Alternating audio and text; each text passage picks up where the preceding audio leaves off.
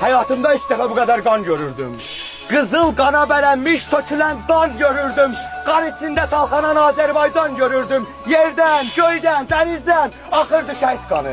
Hayatımda hiç zaman belə dert görmemiştim. Derdi belə amansız, belə səs görmemiştim. Benim düşmanım kadar mən namət görmemiştim. Namətlərin başında takırdı şehit kanı. Yağış olup yağırdı, kar olup eriyirdi, dağ olup terpenirdi, taş olup yeriyirdi. Bizimle ağlayırdı, bizimle kiriyirdi. Hamının gözlerinden akırdı şehit kanı.